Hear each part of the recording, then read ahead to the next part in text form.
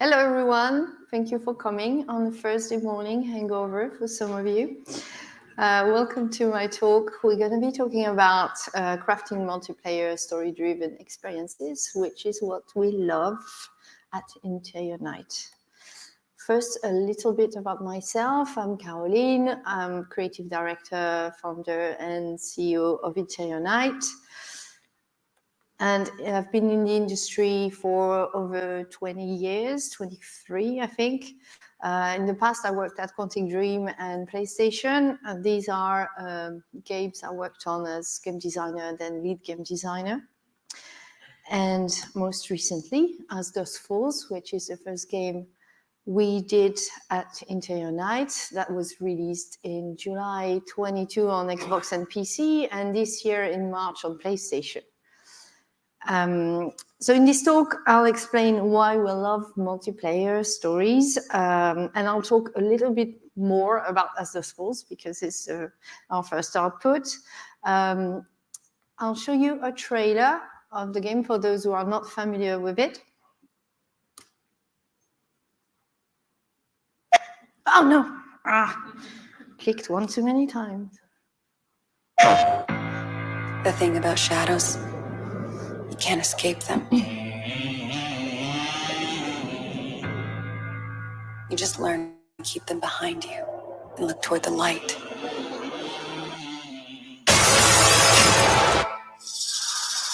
Ain't got no soul to sell. I represent some business acquaintances of your father's. Whoa. Cold black like the bottom of a well. You help me take care of my family, I'll help you take care of yours. You swear it won't happen again? I just want to know that we can make it through this. And I can hear them knocking. On the ground now! That devil You're making a huge mistake! comes for me. Daddy, don't go! I won't beg God. Dad, I'll just All you had to do was keep your mouth shut.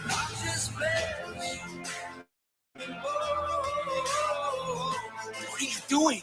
Improvising. I'm not just going to abandon you.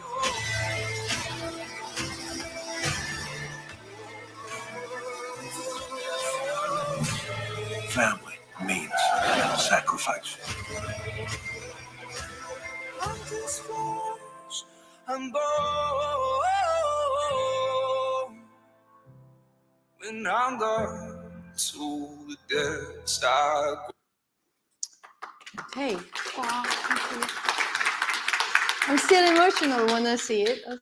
It's a really good trailer. So just a quick summary of what we're going to be talking about today, what I'm going to be talking about, what we're about as a studio and our goal, the creative choices we make to achieve this goal. I'll be talking about story and design mainly, and then how we work in bespoke ways. Hopefully that will be insightful for you, and why it's worth it to do all what we're doing from our opinion, and where we'd like to take the medium next.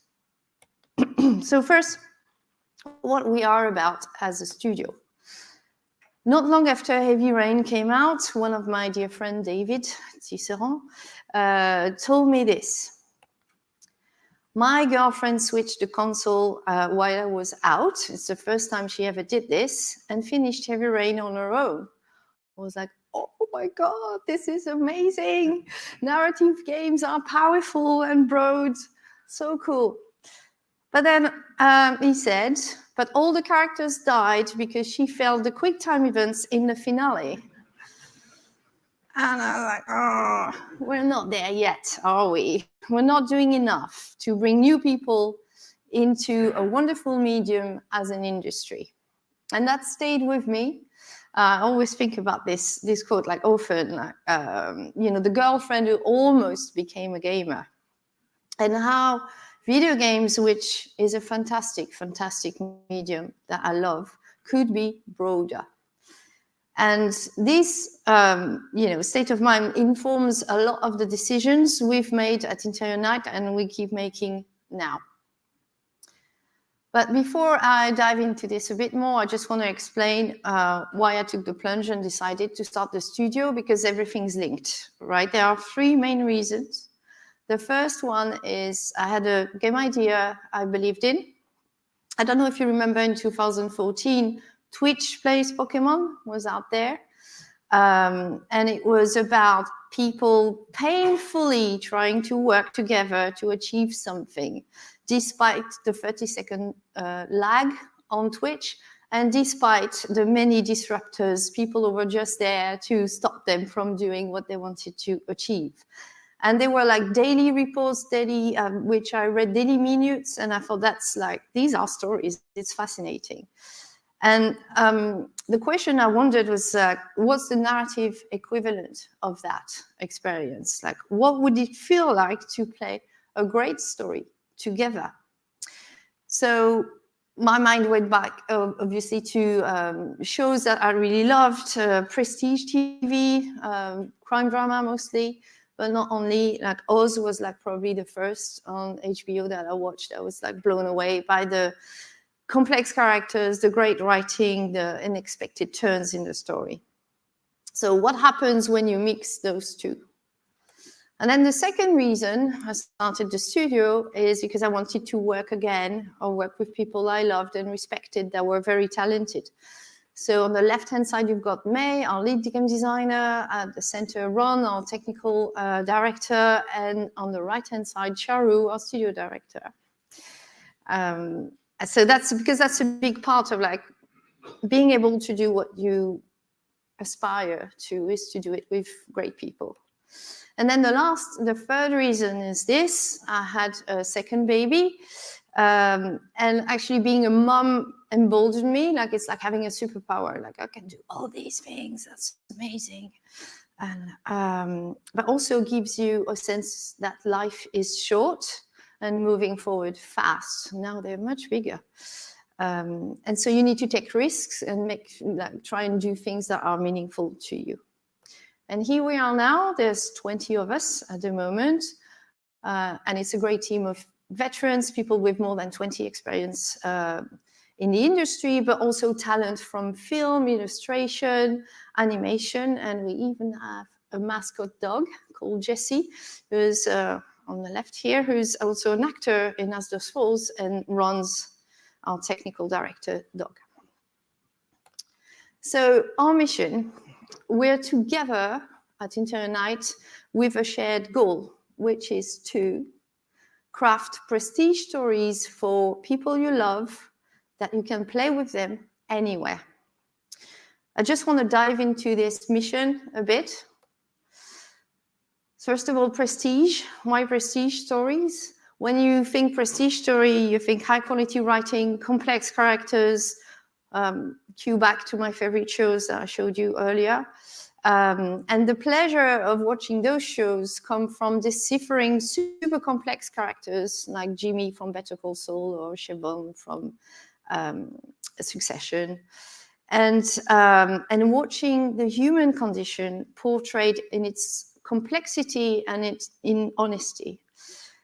It's the opposite of fast food entertainment. It requires a bit of patience and investment.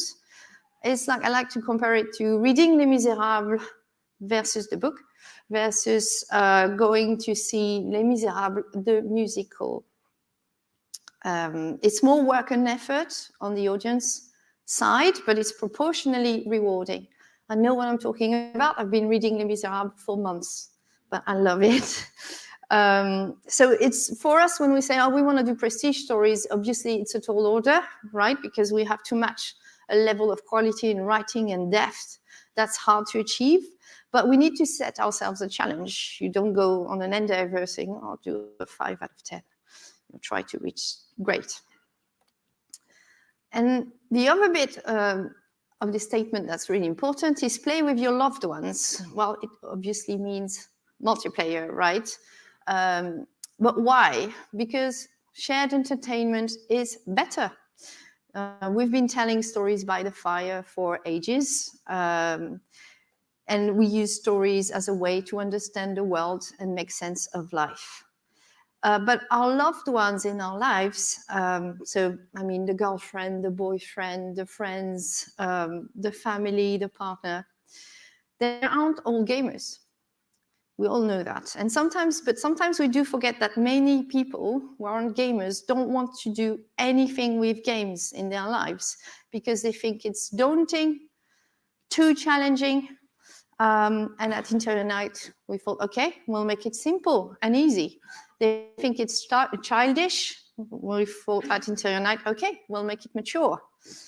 I know all these are cliches, but like people do think that, still do think that sometimes. So what we're aiming for is to give those people who are not gamers an experience that's approachable but complex. And finally, the last bit of the statement is anywhere. What does that mean? So we're console and PC devs at our heart, but we still look at how people weave in their entertainment into their everyday lives, like how they use their phone on the commute to watch an episode of a show or even on their couch, how they consume stories. So we are very aware of mobile and we use it in our ecosystem. Our primary target, though, is still the evening slot on the couch with the big screen, the TV screen in front of you. All these evenings where like maybe the kids are in bed, you're like, okay, I've got 2 hours of me time. What am I going to do? And it often ends up with scrolling on Netflix or another streamer, some shows and being like, can't be bothered. And then, or start something and fall asleep 15 minutes later. So we want to be here for that moment when you're in this mood of like, what if we're ready for doing something different tonight? Something that isn't exhausting because we have full lives, but also fulfilling. So our first stab at this ambition was As Dusk Falls. And I'll use it to illustrate our principles and approach as we go through the presentation. So As Dusk Falls is a multiplayer interactive drama, and it's about two families put under pressure situation, like during a hostage situation. So I want to deconstruct a few creative choices we made, the key ones, on story and design, and why we made them. This is not a postmortem, though, because it's my keynote and I do what I want. So I'm just going to go through like the big principles and how we applied them and what we learned in the process. So when you think like what is usually expected from a narrative game or a story-driven experience, and bear with me, I know this is very broad strokes, what I'm going to share, but I'm looking at like really successful games, and I'm very aware that, indies have a lot more variety than this. But if you indulge me for a second, what you expect usually is hyper-realism, 3D, full 3D, and some exploration, single player, and a story about escapism, fantasy, some elements of that to feel good or escape reality. And we did none of that. We made many counterintuitive decisions to these expectations, actually, on purpose. So I'm going to start with the story. When you start working on a story, you pick a genre first, or a crossover of genres. And if you look at what was successful the past 14 years in narrative, you get a post-apocalyptic survival story, a supernatural mystery, and a sci-fi epic. But we went with a different genre. We went with crime drama. No droids, no zombies, no AI, no superpowers. It's a taste thing, for sure, but also it's a genre, we identified it as a genre that was untapped and underrepresented in video games. Something that's grounded, real life-based, contemporary, and with complex characters from our times. In terms of inspirations, like great movies like No Country for Old Men, or Dog Day Afternoon, which is probably the most obvious one because it's about a bank robbery and how, with multiple point of views of like the hostage takers, the police outside, and then the bank crew inside as well with the hostage takers.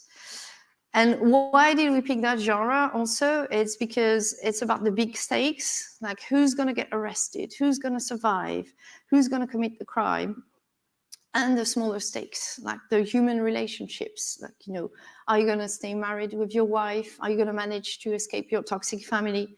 What do you choose to do with your dad, who just told you that he was a terrible liar? And that's all these weaved in stakes, like the big ones and the smaller one, are the perfect ground for strong character development and difficult decisions. And the way we structured, once we had our genre, the way we structured the story, we looked at TV as well for the structure, because in terms of scope, it's closer to what we do than film. So As Dusk Falls is 2 books, 3 chapters per book. So that's 6 chapters in total.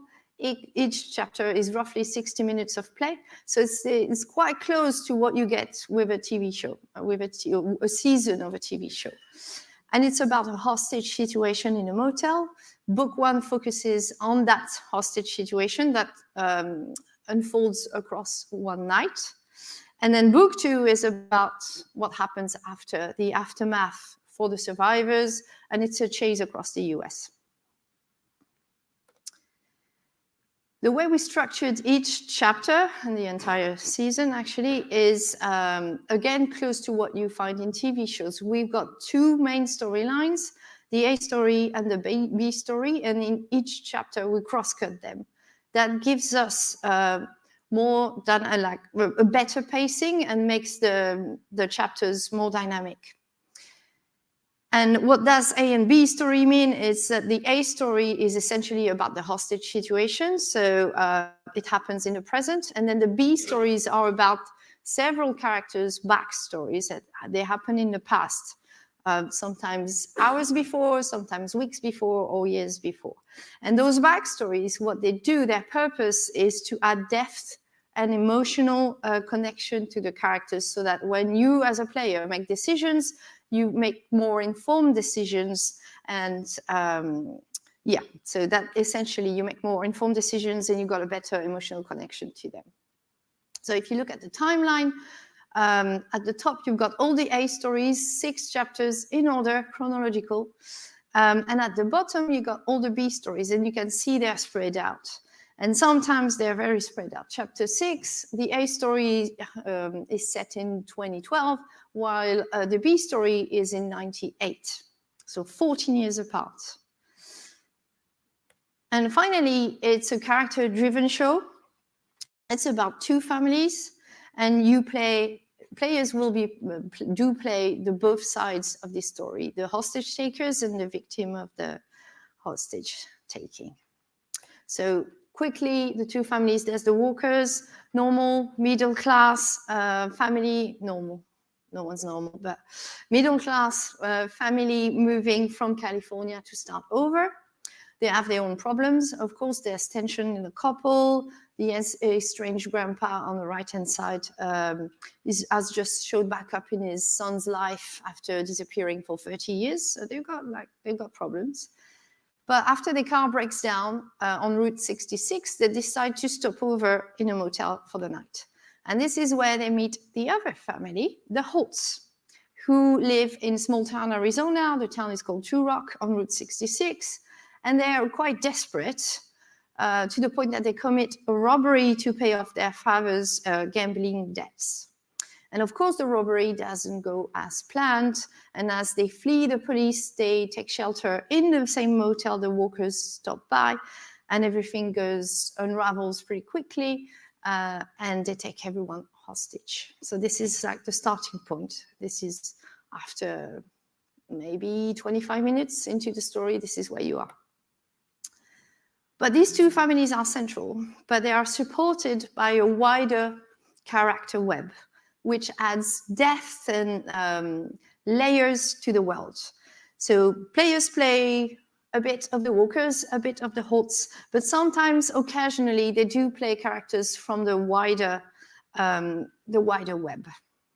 So super quickly, you got the Holts in red, the walkers in blue. You got another family, Dolans, at the bottom that show up in book 2, and then the right-hand side, it's a hidden family, people you don't think they're related, but they are.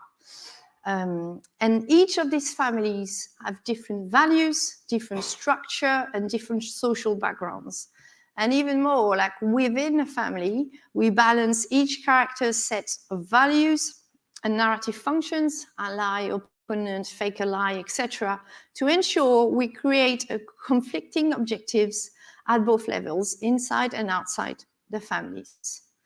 And on top of that, each character has, almost not each, but like most of the characters have secrets that get revealed depending on your story, or on your decisions within the story. So they get revealed in some story branches and not in others, which means that replay is rewarding because you discover more things. And if you ask me, do you have a preferred character? No, Jane's here. A little bit, Sharon. But no, honestly, like I would have like a really tough time answering that question. And I think the team at Eternal would equally have a tough time because we love them all. We feel them all. We lived with them for many years, and they feel like real people.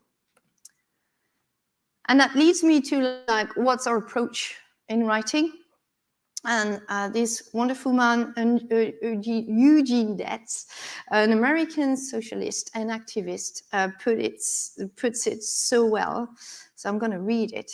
Years ago, I recognized my kinship with all living things, and I made up my mind that I was not one bit better than the meanest on earth. That really sums up our approach. Like, no judgment, no looking down on any character, like all writers do, honestly. It's not that groundbreaking. But we feel and we need to understand them all. And writing in team helps in that regards. And also the wider team feedback also helps in that regard, because everyone has a different lived-in experience, personal history, a different culture. So it really helps looking at people from different perspectives and making sure they're well-rounded and they make sense. And in real life, if we're honest, like everyone has a narrative and reasons why they do what they do. And very rarely people are pure evil. And if we're honest with us, with ourselves, like we're not pure good either. Everyone sits in this gray area. Life is messy. We're all messy. So non-judgmental writing is key to layer the reality players are dealing with in the game and make players consider and maybe reconsider the initial judgment they have on a character. And if you combine POV switching point of view during a story in a contrasted character web with pressure cooker situations like a hostage situation or burglary, etc. Or it could be even kitchen sink drama. You can add pressure in any situation, actually. With density of choice. In As Dusk Falls, there's a choice every 20 seconds, and every choice, on average, and every choice is timed. And that's very important to give to the experience a lifelike flow. So if you combine these three things, it gives you the perfect ground for conflicted decisions and nerve-wracking experience. Proof-ish.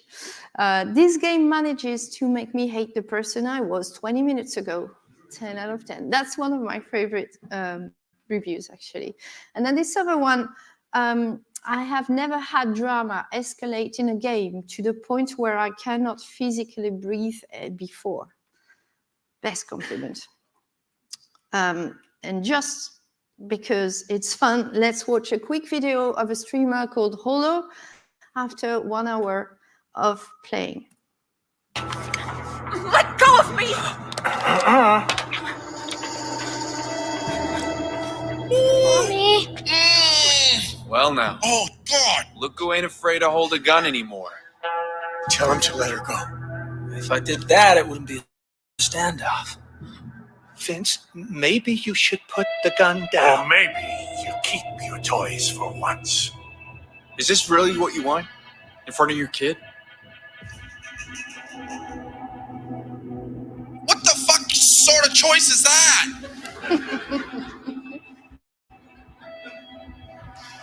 Shoot him. Surrender. That's bullshit. No, I'm not gonna do that. Oh my God.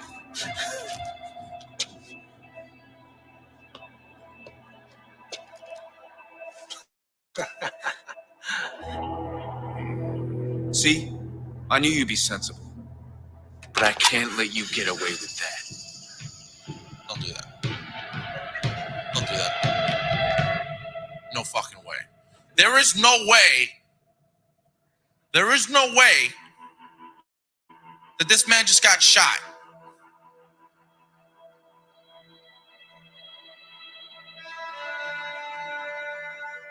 Oh, God.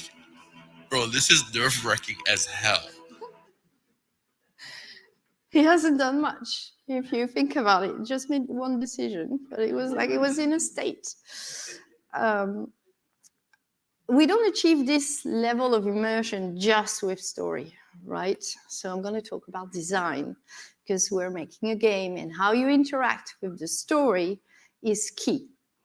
So let's look at some key design decisions we made from the ground up, namely multiplayer, how we approach multiplayer, approachability in itself, and the absence of game over, and how those decisions service our wider goal to play prestige stories with people you love. So multiplayer first. So in the story, you switch point of views, right? You play different characters. And the player setup actually mirrors that as well. Like it's multiplayer on the couch, 1 to 8 players, online or local, or a mix of those. And we've made some counterintuitive choices here too.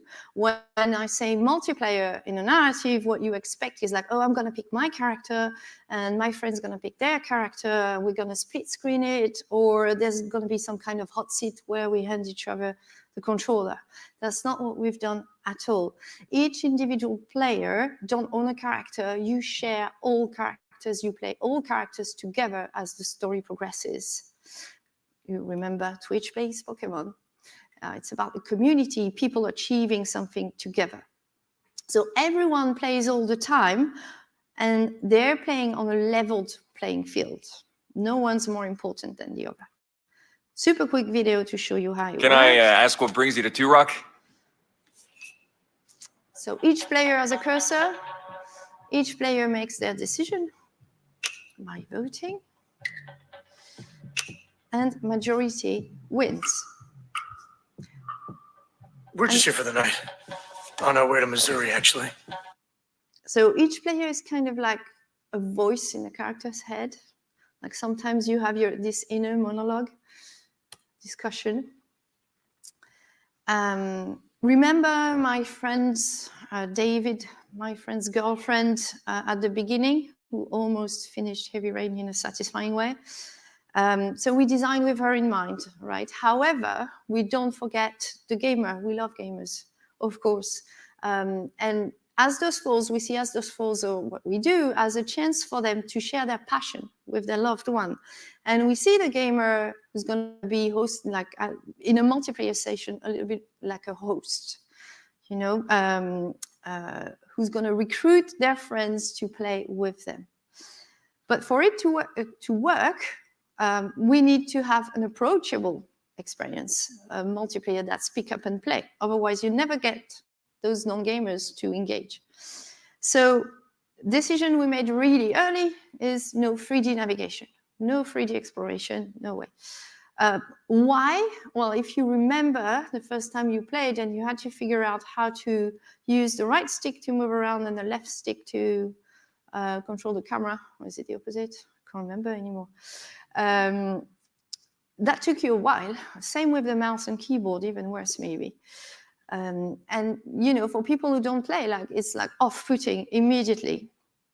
What it does as well, when you get rid of 3D navigation and controlling the camera and the character, it gives you, as devs, a huge control on pacing, full control on pacing, and opens up multiplayer, obviously, because I don't know how you control a character 6 people at a time. The other element was like the way you interact, like how you control and you make the decisions had to be super approachable, super easy. So you can play As Dusk Falls with one finger using your phone as a controller.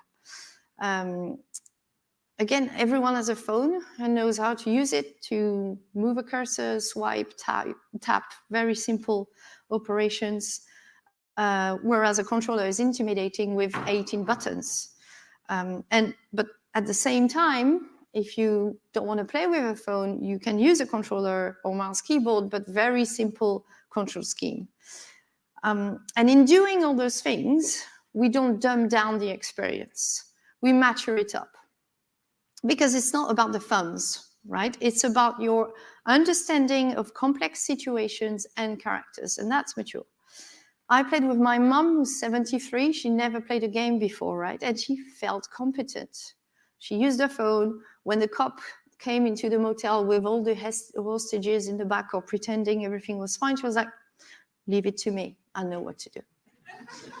And we did. I think it was all right. All right. So if you look at just like a couple of quotes here, someone played with their parents and slightly creepily observed their parents' choices.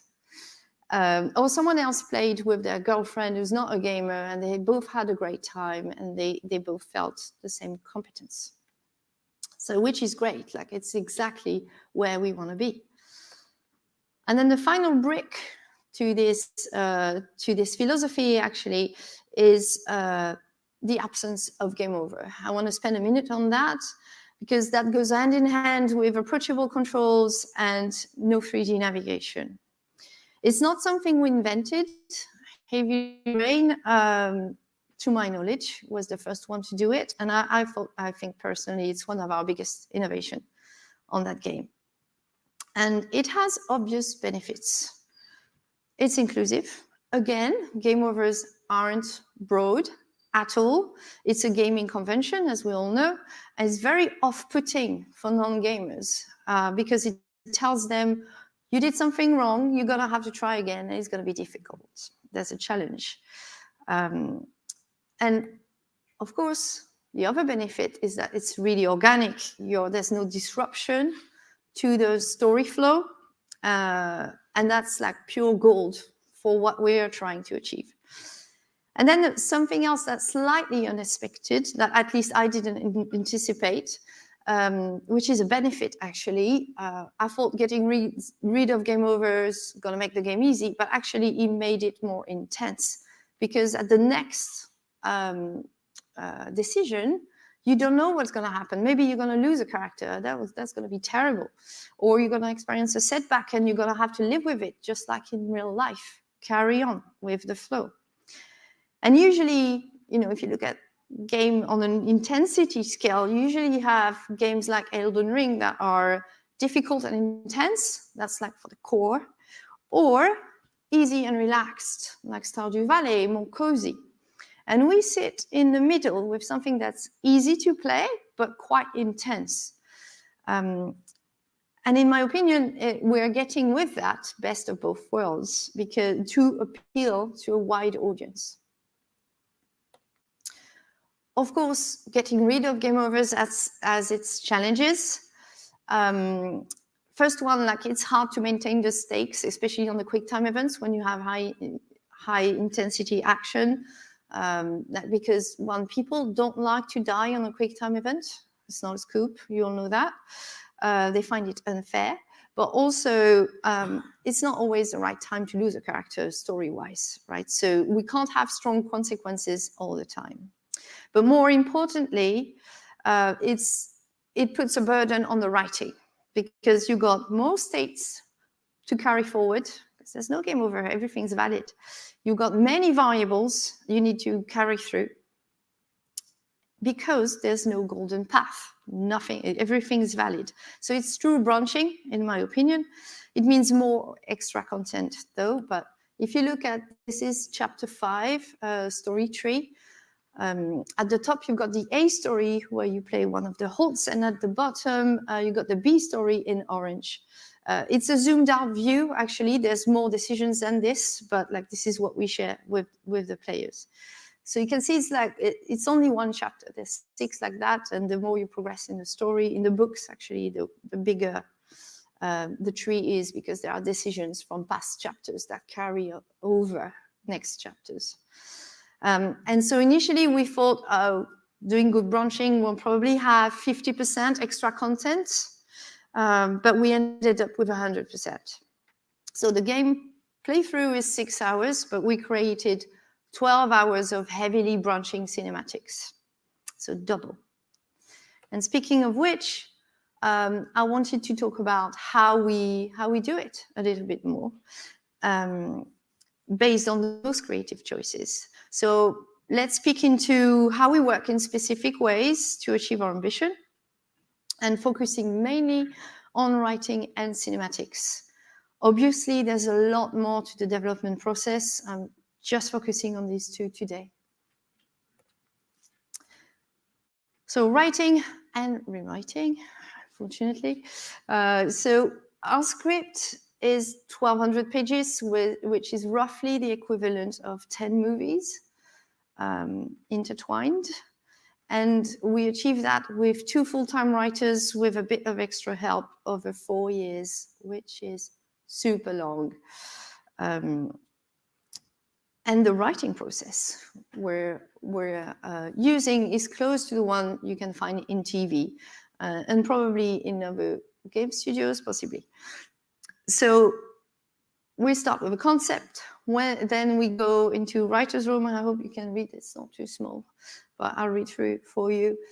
We go into writer's room, where we break down the character web, the tentpole choices for the season, and the plot, obviously, and the character arcs. And once we have that, we do a treatment, outline, and first draft. And once we have our first draft, we test it with the team. So we do table read. We stole that technique from Telltale, where the entire team, everyone plays a different role. One of the team members plays the player, so they haven't read the script. And we go through the script like this. And then the team feedback, and so we try and, they bring up their questions, etc. So then we do rewrites. The great thing with the table read is that it's the first time we can also assess pacing. Roughly, we read twice slower than we would play. So if the table read takes an hour, it means it's going to be 30 minutes playtime. That's what we figured with after trying out a few times. And then that gives us our second draft. And this is where it starts to be actionable, and it means that we can get an animatic from the second draft, because the structure is mostly there, the dialogue is whip, but it's okay. So, and then it gets us into the second part of development, which is more hybrid and probably closer to what games do in general. So we go from cinematics, then we user test. We start user testing outside of the team. And the way we went on with our user tests is that we split them into gameplay and story. And gameplay is like UX, all of that, multiplayer, quick time events, cursor, feel, etc. And we did a handful of those, but the bulk of the user tests we did were on story. And we separate those into 2 buckets. Story understanding, which is the one we can do earlier. So it's just based on the animatic, everything's gray, robot voice, or whatever. And we test that so that we make sure people understand what's going on, essentially. What the story is about, what the characters do. Very simple. So we can do that at the animatic stage, which is crucial to do at that stage, because then we go into this first circle, which is like the shoot and VO recording. And then after that, once we've done the shoot and the video recording, of course, we bring everything back into engine. And then we can do more user tests. And on story, that's the second branch of the story user test. It's testing the emotional impact. Does your story? So the first one is like, does it work? Does it make sense? The second one is like, does it work? How do you feel? Do you hit the emotional notes you wanted to hit? And it's the most delicate to test, essentially, because you'd want to assess it at the very end, but you can't, because everything comes together pretty late in narrative, in all genres of games, right? But in narrative, you have to have the pacing right, the music, the performance, everything before it really hits at a human level. And if you test too early, the risk is that you're going to get false negative, like, oh, it's really slow and boring. Yeah, because the pacing is not done, or this character accent is weird. Yes, because the team did the VO placeholder, so you're like, it's not great. So we struggle with that a little bit, but like, once you've got enough, it's really great to test like how players react to characters and situations. And when you see on this graph more green boxes, they generally involve cinematics. And I wanted to talk about cinematics. What is it? No. Yeah, I wanted to talk about cinematics today because it's a central department in our team. And also I feel they're often overlooked in game development, like we don't hear much about them. But at Interior Night, they're absolutely central. They're the spine of the game construction, essentially. So our cinematics team is split into 3 specialties: layout, animation, camera and objects, and editing. And they do a lot more than just putting cameras in.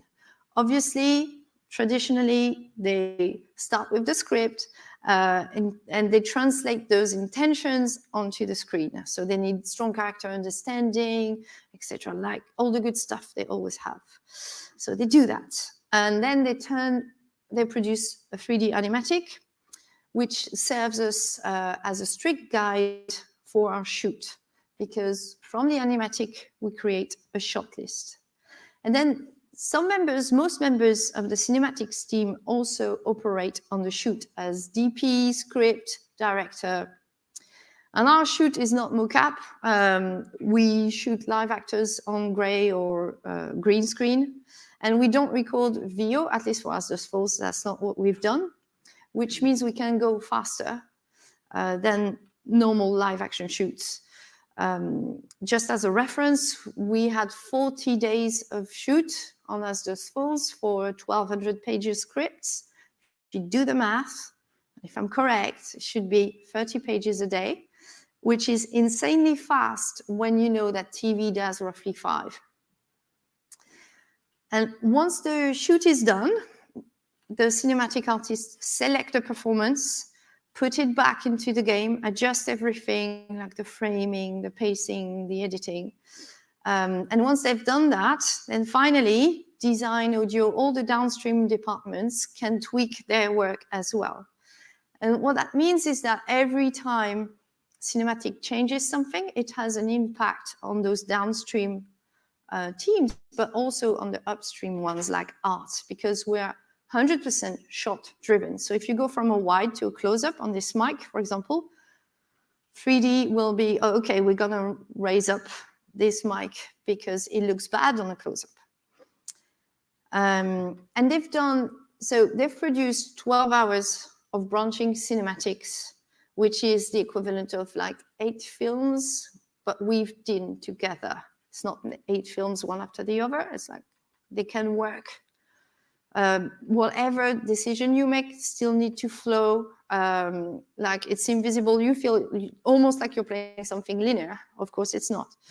And so it's been super tricky, obviously. And we had an editor. Our editor spent all his time playing through the game, making sure everything flowed, regardless of the choice made. So this is a glimpse of like how we work with cinematics. And of course, I'm not even covering the art side, where for As Dusk Falls, we had to figure out the animation style, how to hand paint 18,000 character images with a consistent style, how we integrated them back into 3D world. It was a lot of headaches and a huge endeavor for a team of 40 people. But of course, it's all worth it because, you know, there's joy in it for us. And as you all know, if you don't start with something that brings you joy, there's zero chance you put something out there that's real and interesting for players. So for us, the process is joyful. It's a marathon, so it better be. There's deep joy in designing complex decisions and layered character. There's deep joy in solving a hard problem in story and finding the simple, crisp solution. Or also, it's amazing when a story moment or game moment finally hits because music, gameplay, and pacing all work hand in hand. And of course, the outcome is also joyful. Like, you know, it's satisfying after 4 years to put something out there, regardless of what people are going to think of it, because, okay, some people will love it, others will hate it, blah, blah, blah. But just having like crafted something with love is just in itself an achievement. And, you know, as I said earlier, life is short. So what you commit your time to better matter and be meaningful. And when I say that, I'm very aware that I'm in a privileged position of being a game dev and making art, working on something I love. But that said, making something meaningful, what does it mean? It means something deeper than just entertainment. I see what we do closer to reading a good book, going to a museum, than jumping on a roller coaster at a fun fair or watching a relaxing but forgettable movie, right? What we're doing is meant to be a cultural activity that you'll remember and that will help you grow as a person. Players in our games, like players put themselves in their characters' shoes and they try and make the best decision on their behalf. And when you make a decision under pressure, you reveal your true character and what matters to you as a person, your core values. And when you do that, it gives you insights and self-revelation of how you work as a person, what matters, and it sticks with you. So in the game, we use that, you know, we lean on that. Although it's multiplayer, we monitor each individual decision and we feed them back at the end of each chapter to each player. So, you know, everyone has a feedback on what were their core value in this piece of the story, the trait, their play style, or even how they interacted as a team. So the more story they play, the more insights they get. And what we're actually aiming for is to make players use their empathy muscle. What I'm talking about since the beginning is that empathy. It's an important skill in everyday life. It helps us live together and open our horizons. And in these times where there's so much division, whether it's culture wars, identity politics, xenophobia, we too often forget how similar we are as humans and what brings us together, instead of focusing on surface differences. So with our game, we aim at putting players in the shoes of characters that they may seem remote on the surface, but are motivated by the same drivers and needs we all have: safety, love, and belonging. So if you care about the characters, and that's our job as devs to make you try and make the best decision for them. It's an exercise in being decentered.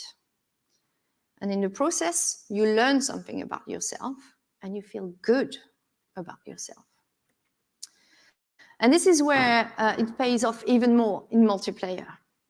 You discover, when you play with people, you discover or rediscover your loved ones, you know, by just looking how they move their cursor, where they're going to hover on, having discussions before making a big decision. It's like going rafting, essentially, like you're bonding, you're making shared memories, and it takes you out of the everyday grind of like groceries, kids, whatever. My personal favorite session was with my partner, Clément.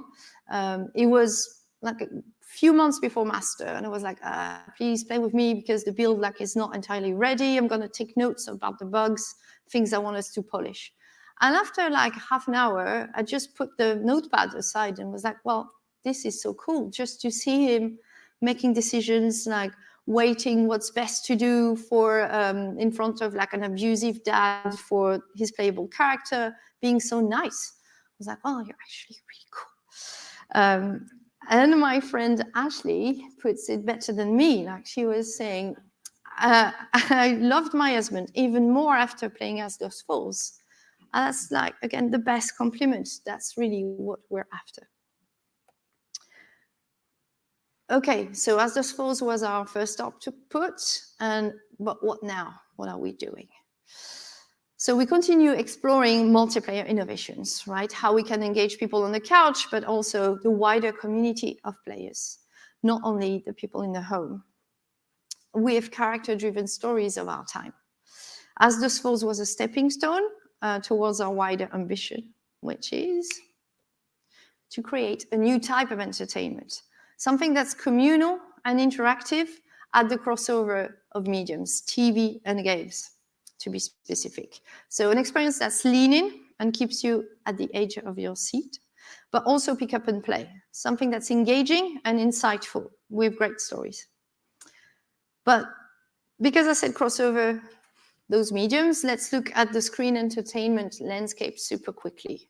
Right? It's, as you all know, video games are complicated at the moment. It's oversaturated, but it's also not growing that much when you look at PC console. Each generation of PlayStation and Xbox combined sold roughly 180 million units lifetime. So we're releasing more games on a market that doesn't grow organically anymore. And how about TV? It's complicated too. It's also shifting. We've got splintered streamers, so many of them, and you can't afford all of them, no way. But also weirdly less shows, 30% less than in 2016 are produced today, which would be fine, honestly. We've got plenty, to be fair, if the quality was super high. But unfortunately, the age of peak TV is gone, and now we've entered mid-TV. Less prestige, watercolor shows, and more average choice. Too much, actually. That said, it's not all gloom. There are synergies between video games and TV and film that are very encouraging and didn't exist 5 years ago, right? These two worlds want to partner now, and they do it well. Like they tried in the past, it wasn't great. Now, we've seen some really great success. And these two worlds start speaking the same language, which is the language of story, which is the universal one. And there are really interesting cross-pollination happening. Notably, audiences realizing, oh, video games have great stories. Yeah, we do. One more step, and maybe you'll play them. So I deeply think like disruption is boiling under the surface, that in the next few years, really interesting things are going to happen. Crossovering like those two mediums. But if we look at that, like just for a second, the audience of those two mediums, we often boast about video games being bigger than film and TV, music combined, but that's in revenue. If you look at the audience, TV, 5.3 billion viewers. It's not at scale, please. Video games, 3.2 billion players, 50% of which are playing on mobile. So TV audience is way bigger. There's obviously a huge overlap because everybody watches TV anyway. But at Interior Night, what we're aiming at doing is to be here, like to bridge those two. We want to expand the audience of video games, bring more people into games because they are the more powerful medium. And what it means in terms of audience, like if you look at generations, They're all kind of doing interactive. The younger, the more they do. But what we're aiming at Interior Night is to engage all generations together, some with an experience that's lean-in and approachable for the older generations, or like not maybe as video game savvy as the younger ones, and something that's socially connected for the younger generations. And we think multiplayer interactive stories are the best position to convert viewers into players because they're approachable, fresh, and deep. And they are shareable. You can share this experience with people you love. So in a time of fragmentation and acceleration, interactive stories can bring us together and ground us back to what makes us universally human. They have the power to engage everyone together at a deep level. And this is why we love what we do. Thank you.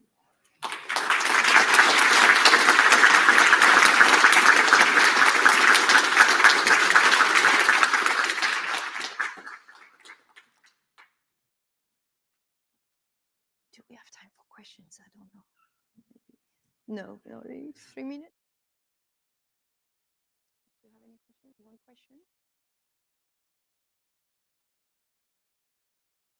We have a mic? Or I'll repeat. 2 minutes. 2 minutes. Well, I'll repeat your question. No, they're giving you. I can yell. Yeah, yell. All right. Thank you. You're welcome. Thank you very much. That was so good. Thank you. I had a quick question about the voting system that you had specifically when you were doing testing, and you are not playing with loved ones. Was there any friction between players if people voted for a certain decision and some people didn't? And how did you deal with that? What was their experience of having a story that they didn't vote for? Yeah, that's an excellent question. And that was like one of my early fears. I was like, oh yeah, but if someone votes for something and their friends vote for something else, are they going to be pissed off? And that went away really quickly, because what happens when you play with people is that it's a social experience. So you matter less as a person.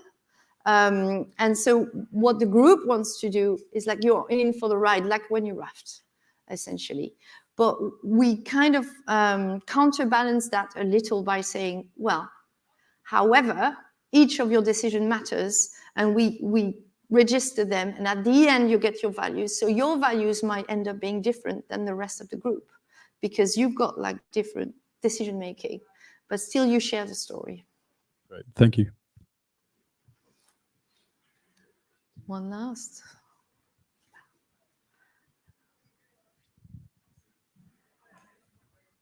Thank you for the presentation. That's really interesting. It's a little bit related to what you were just talking about, but the values ratings that you've shown in the presentation, they were quite sort of positive attributes, and that in that example. How do you deal with somebody that may have made choices that on a sort of standard moral compass would be considered bad, evil, for whatever reason? Yeah. Are they presented with you are a bad person, and how do they react to that? You're a bad person. Yeah. No, really good question as well. Like initially we had like some values that were a bit more like, oh, I can't even remember the labels, but very quickly what we realized is that people don't want to be judged as well. So all the values are like on a positive, neutral scale. Like even where you can make a bit of fun is like with the group interaction, like someone's like a hothead or a lone wolf because they always choose different to the rest of the group. Here it's fine, but all the values that you get and all the traits are positives. And they are tied to what happens in the story as well. So they were themed in a way per chapter. Thank you.